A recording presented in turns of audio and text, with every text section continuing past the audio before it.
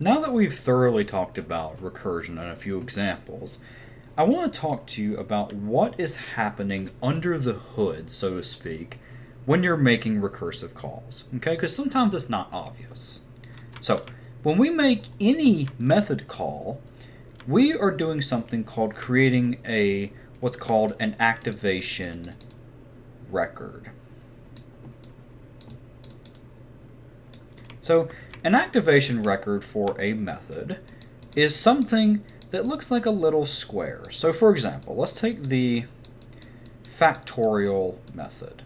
So when you create an activation record, it's going to, or when you call a method like fact of 5, it's going to create an activation record with some things like the local variable informations, if you have any variables declared in the method, if you have any parameters, and just other information about the method inside of the activation record. Okay? So when you call a method, it's going to be placed onto something that looks like a giant, it doesn't really look like anything because you can't see it, but it's going to be placed on something called the procedure call stack. So let me adjust myself, or let me adjust the drawing. So this thing is called the procedure call stack. You can also call it the method call stack or just the call stack in general. It doesn't matter. It's all the same thing. Basically, when you call a method, it goes onto this thing, and that's where its activation record is stored or lives. Okay? Now, when a method returns, it will be popped off of the stack. Okay? But when you call a recursive method, you're going to push multiple calls onto the call stack. So, we know that fact of 5 is going to call fact of 4. So let me zoom in on this just a little bit. Fact of 4 is going to call fact of 3. Fact of 3 calls fact of 2. Fact of 2 calls fact of 1. Fact of 1 calls fact of 0, which then just returns to 1. Okay? So when we hit our base case, this is going to get popped off and we're going to get 1. And then as we unwind the stack, unwinding the stack really just means popping these things off the popping the activation records off of the procedure call stack. Okay? So when we return, we get our value, so then that call goes away. And then we know how to get fact of 1, so that's just 1. So then this one gets popped off, because 1 times 1 is 1. And I'll write that out just to be very clear. Fact of 2 is the same thing as 2 times 1, so we get 2. And yes, I know I'm writing my 1s differently, and I'm writing my 2s differently as well, but hopefully you can follow along.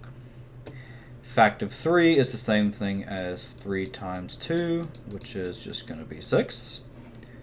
And then 3 goes away. Fact of 4 becomes 4 times 6, which is 24. And then that goes away.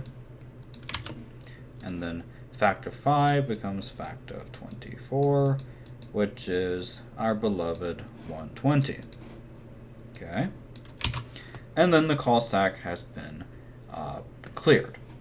Now, if your method calls other methods, like let's say, for example, we're writing a method where, let's say we're writing the foo method, then somewhere in here we might call like maybe substring.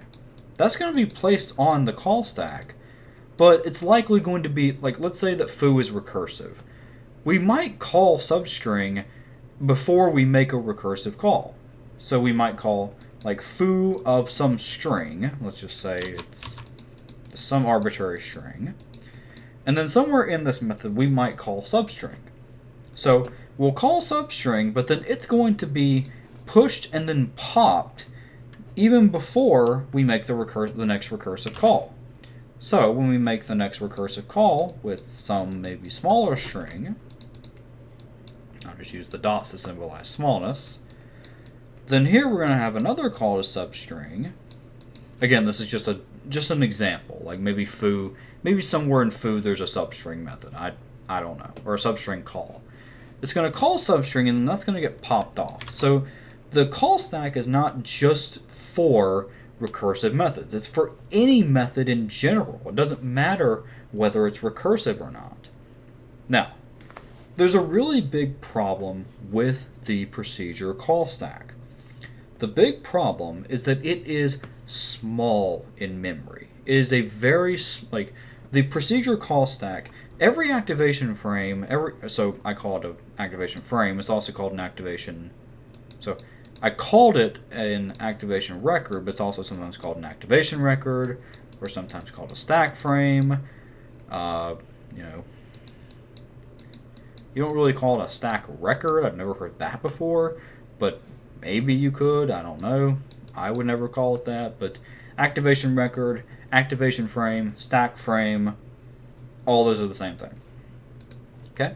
But each one of these takes a little bit of memory, you know, maybe like a few kilobytes or something. Maybe not that much, but yeah, actually it'd be way less than that.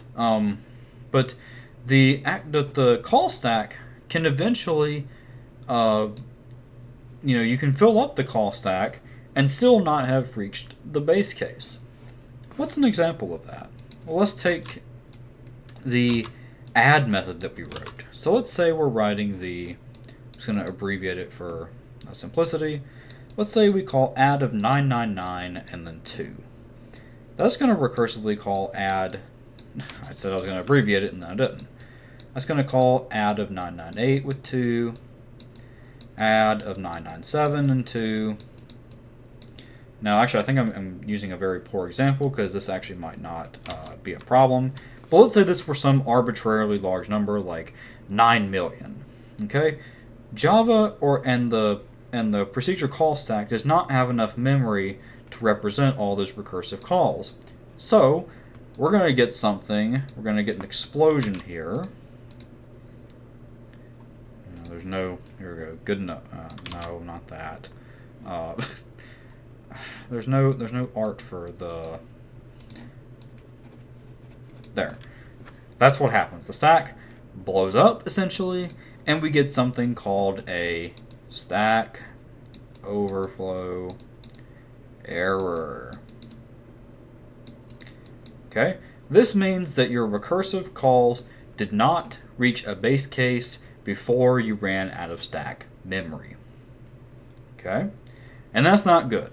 So, that's a problem with any recursive function or method, excuse me, that sometimes you might have you might not have a correct base case, you might not be heading towards the base case in your recursive step, but there are plenty of ways to get a stack overflow. And sometimes the method may be correct, you just don't have enough stack space, or your problem may be suboptimal so that the naive approach will cause a stack overflow error. And that's not good. So, how can we fix that? I'll let you think about that.